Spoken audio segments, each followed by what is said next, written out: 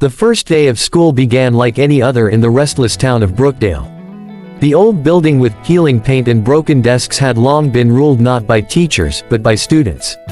Class 9B, notorious for driving away instructors, had become a battlefield where authority was mocked and cruelty celebrated. The previous teacher had resigned after being locked inside a broom closet for hours, his pride crushed more than his body. The boys who sat in the back row, the self-declared kings of the classroom, smiled every time they recalled it. That morning, a rumor spread through the hallways: a new teacher was coming. The bullies waited eagerly, confident they would break him just as they had broken the others. The bell rang, and silence crept into the room as the door opened. A man stepped in quietly, carrying only a worn-out attendance register and a bag slung across his shoulder. He was not tall, nor intimidating by appearance. His shirt was plain white, neatly tucked into his trousers, and his eyes were dark yet calm, scanning the room with a steady gaze. Something in the air shifted as he entered, though no one could explain it. "Good morning, students," he said, his voice firm but gentle. A wave of muffled laughter rolled across the classroom. No one replied. He walked to the desk, placed the register down, and began calling names. His calmness unnerved some, but the bullies only smirked, waiting for their chance. The leader of the group, Marcus, a tall, broad-shouldered boy with a cruel grin, leaned back in his chair, tapping his pencil loudly against the desk. "This one looks soft," he whispered to his friends. "Won't last a week." As the roll call continued, a paper ball hit the teacher's shoulder. He paused, glanced at it, and without a word, continued reading names. Another paper struck him, this time to his chest. Still, he did not react. The class snickered louder. Finally, Marcus stood, swaggering to the front. "Hey, sir," he said mockingly, "your shirt looks too clean for this place. Let's fix that." Before anyone could stop him, Marcus grabbed the teacher's shirt and yanked it hard, tearing it down the middle. The sound of ripping cloth echoed in the room. Laughter exploded. Desks rattled from students pounding their fists in cruel celebration. The teacher stood there, chest exposed, shirt hanging loose. For a moment, he was silent, unmoving. Marcus grinned, expecting him to shout, threaten, or storm out. That was how every teacher before him had reacted. But this man did none of those things. Instead, he calmly folded the torn pieces of his shirt and placed them on the desk, as though nothing had happened. His eyes lifted and met the bullies' stares, one by one.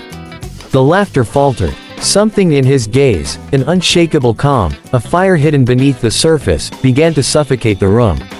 "Strength," he said softly, his voice steady, "is not in tearing fabric. Strength is holding yourself together when the world tries to tear you apart." The class fell into silence. The words, though gentle, carried the weight of iron. "You think this makes you powerful?" he continued, his eyes never leaving Marcus. "No. Real power is knowing you could hurt someone, but choosing not to." Marcus tried to smirk, but his lips trembled. His friends shifted uncomfortably. No one laughed anymore. The teacher took a step forward. "I am not angry with you," he said. "Because anger is easy. What I feel is pity. Pity for those who confuse cruelty with strength. You tore my shirt, but in doing so, you only revealed your weakness." His words cut deeper than any punishment. Marcus's shoulders stiffened, his bravado cracking. For the first time, the bully felt exposed, not by force, but by truth. The room was heavy with silence. Even the students who had laughed moments ago now stared at the teacher with wide eyes. He was different. He was not like the others who had walked out defeated. He was unshaken, standing taller in his torn shirt than anyone had ever seen. Minutes passed like hours. The bullies shifted in their seats, their arrogance crumbling. One boy muttered, "Sorry, sir," his voice barely audible. Another followed, his head bowed. Finally, even Marcus lowered his gaze, his chest tight with something he had never felt before, shame. The teacher nodded slowly. "Your apology is not to me," he said. "It is to yourselves. You have lowered who you are. But you can rise. The choice is always yours." His words lingered in the air like a challenge, a mirror reflecting their actions back at them. The boys who had entered the classroom full of swagger now sat hunched, their eyes refusing to meet his. They weren't facing a victim. They were standing before a man who had turned their cruelty into their own punishment, who had shown them that dignity cannot be torn. The bell rang, but no one moved. The teacher closed the register and walked to the door. At the threshold, he stopped, turned, and said quietly, "Tomorrow, we begin again." Then he left, leaving behind a silence so deep that not even the boldest bully dared to fill it with laughter. The following morning, the classroom buzzed with nervous whispers long before the teacher arrived. The bullies sat in the back row, quieter than usual. Marcus drummed his fingers on the desk, his mind still haunted by the man's calm gaze. He had faced fights before, broken noses, black eyes, even a few suspensions, but nothing unsettled him like that steady voice echoing in his head.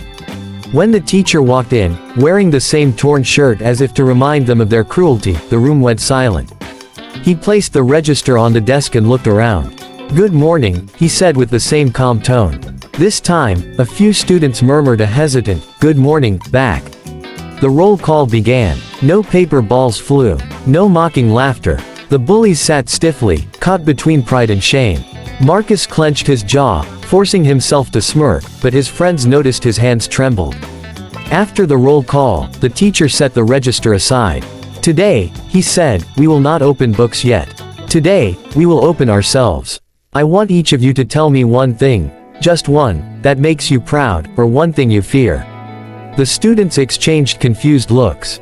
No teacher had ever asked them such a thing. "You first," he said, pointing at a timid boy in the front row. The boy stuttered before whispering, I'm good at drawing." The teacher smiled warmly. "Then you are an artist. Never hide that." He moved from student to student, listening intently. Some admitted their fears, of failing, of disappointing their parents, of being invisible. Others shared talents, singing, fixing machines, writing poetry. With every answer, the teacher nodded with respect, treating each voice as important. The atmosphere shifted. The class, once a den of ridicule, became a place of revelation. Finally, his eyes landed on Marcus. "And you?" he asked softly. Marcus's smirk faltered. He opened his mouth but no words came. His friends elbowed him, expecting a sarcastic reply, but Marcus felt his throat tighten. He wanted to say something cruel, to re-establish his dominance, but instead, a memory surged in his mind, his father's fist slamming against the table, his mother's tears. Shame and anger twisted inside him. "I don't fear anything," he muttered finally, his voice low. The teacher held his gaze for a long moment, then simply nodded. "One day, you will be brave enough to admit what you truly fear. And when you do, that day will be the start of your strength." Marcus looked away, but his chest felt heavy, as though the man had seen straight through him. Days passed. The classroom that once thrived on chaos slowly transformed. The teacher never raised his voice, never shouted, but his presence alone commanded respect. He told stories, not from textbooks, but from life. Stories of people who had endured hardship yet risen stronger, of soldiers who carried courage not in their weapons but in their choices, of ordinary men and women who had faced cruelty with kindness. The students listened, spellbound. Even the bullies, who had once sought entertainment in cruelty, found themselves drawn to his words. For the first time, they felt small in the presence of something greater than fists and threats. But change never comes without resistance. One afternoon, Marcus's pride snapped under the weight of his own confusion. As the class ended, he blocked the teacher at the door. His friends circled behind him, desperate to reclaim their lost authority. "You think you're smart," Marcus sneered, though his voice quivered. "You think you can come in here and make us weak. But we run this class. Not you." The teacher looked at him calmly. "If you truly ran this class, Marcus, you would not need to prove it with fear.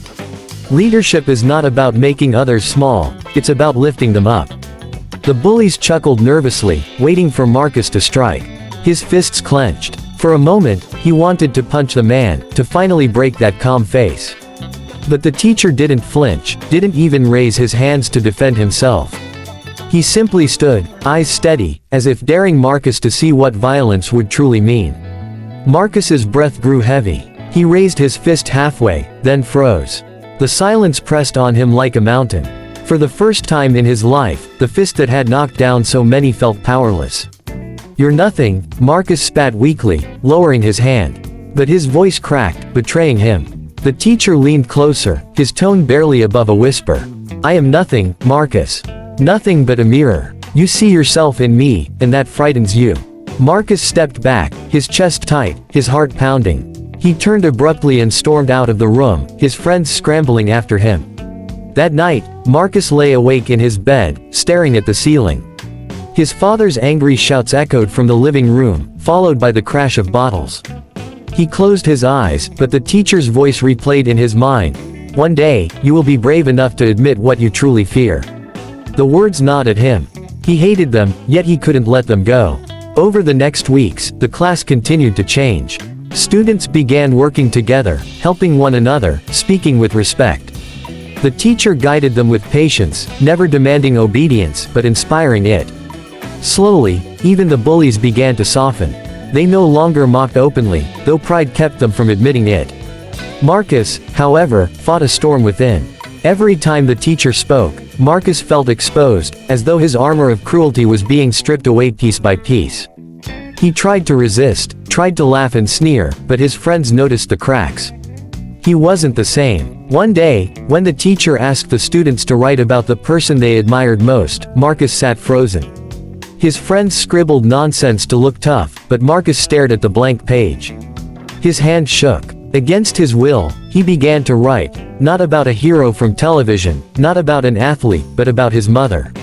About how she endured his father's rage, how she carried pain silently, how she smiled at Marcus even when her own heart was breaking. When he finished, he quickly shoved the paper away, ashamed of his own honesty. But the teacher noticed. Later, as the class left, he stopped Marcus quietly. "You wrote about strength today," he said softly.